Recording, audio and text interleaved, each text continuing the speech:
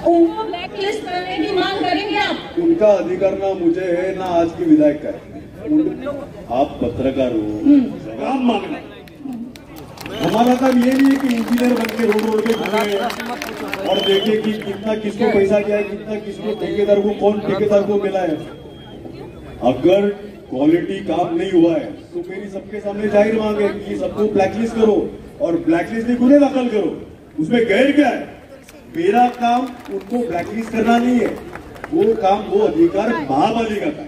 जवाबदार पत्र करो, इतनी बात तो आप जानते ही रही। महानगर पालिका भ्रष्टाचार हो ही रहा है ना। एक रस्ते के लिए 4 टेंडर क्यों मांगते हैं? है ना? एक मिनट बात कर रहे हो, तुम्ही जिथपर्यंत जगत नाही तिथपर्यंत लढा। त्यांनी काय विचारलं, भ्रष्टाचारावर तुम्ही मोर्चा काढला पाहिजे 100%। जे मी मगाशी उल्लेख केलं, हिंदीमध्ये बोलतो कारण की त्यांनी हिंदीमध्ये त्या ताईंनी विचारलंय,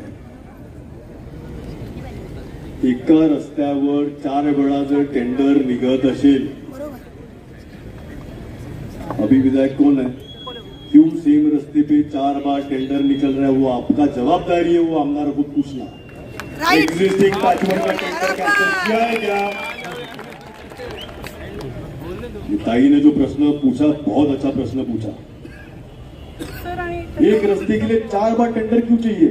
एक बाजू एग्जिस्टिंग पैचवर्क का टेंडर कैंसिल किया है क्या? तो नहीं किया है, पूछो उनको आप जाके। 15 दिवस अगोदर फायदा असतात, तर आज प्रताप नाईक आपल्याला असं कशाला गणपती कसं काय? दुःख आहे की किती जीव MSCB मुळे किती मुलं मेली आपली, युवा मुलं रोडमध्ये। मतदारसंघाचे आमदार कोण तर राजन नाईक, मुलगा मेला कोण तर प्रताप नाईक। कधी कळणार आहे? गेल्या आठवड्यामध्ये आमचे सगळे सिनियर मंडळी बसलेली, मोर्चाची चर्चा झाली। 2 तारखेला एक टेंडर निघते, 3 तारखेला त्याच रस्त्याचं टेंडर कसं काय निघते? गेल्या वर्षी काय गणपतीत पाऊस नव्हता का? झाले ना रस्ते? 2 गणपतीच्या मूर्त्या तुटल्या कशा काय? नालासोपारामध्ये गेल्या वर्षी पाऊस होता ना, कसे काय झाले पॅचवर्क?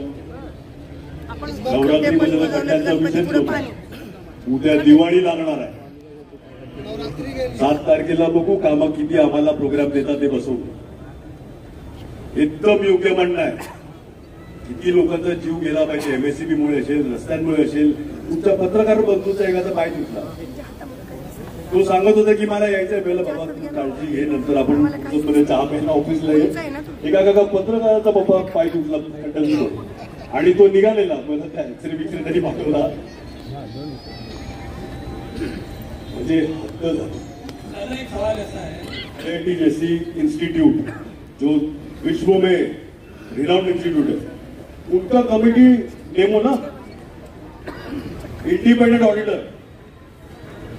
गाइड के लिए मांगता है लोकल ऑडिटर, बिली भगत करने वाले, रखो इंडिपेंडेंट ऑडिटर। क्वालिटी का महापालिका का बिल्डिंग है, करो ऑडिट, क्वालिटी का है कि नहीं है।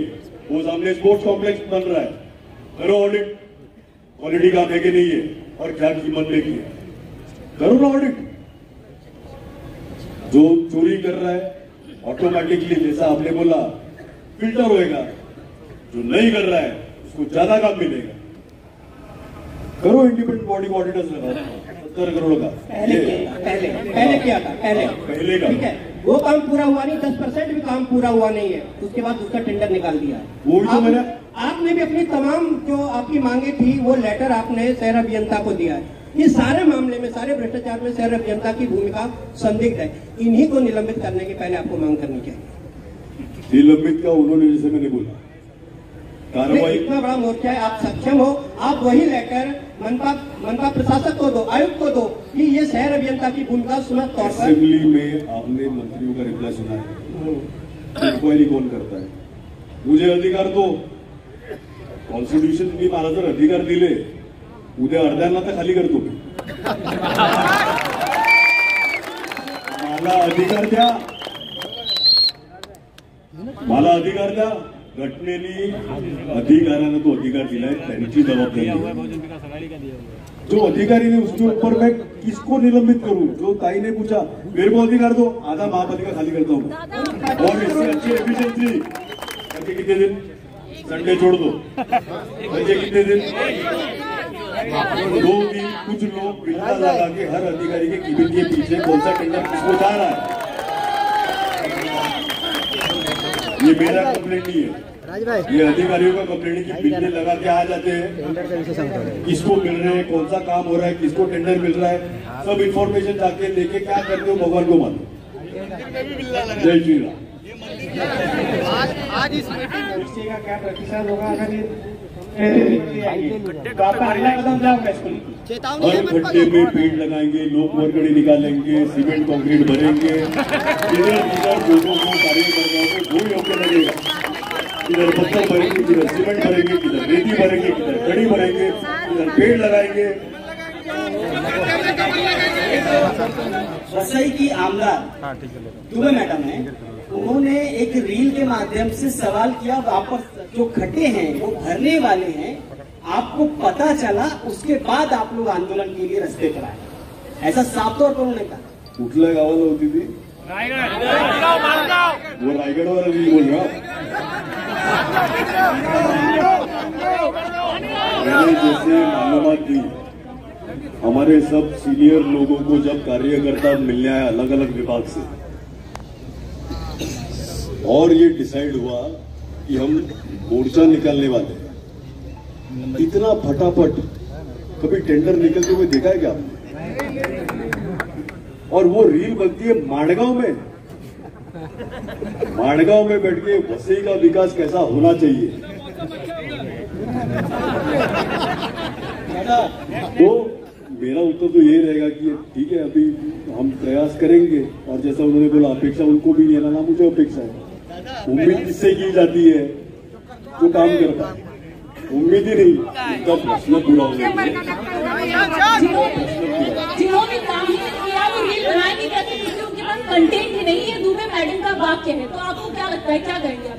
हमारी गलती हुई कि हमने 35 साल में रील नहीं बनाए, काम.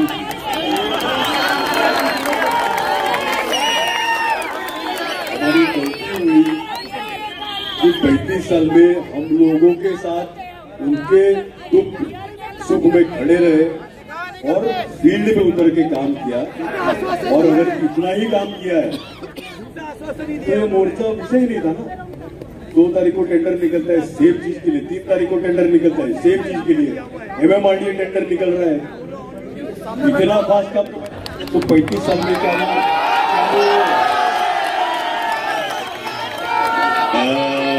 राम नाईक जी का नाम मालूम होगा ना आपको? राम नाईक जी का नाम मालूम था ना? विष्णु सवरा जी, वनगा जी, कौन से पार्टी के थे? नहीं, 35 साल में ही थे ना.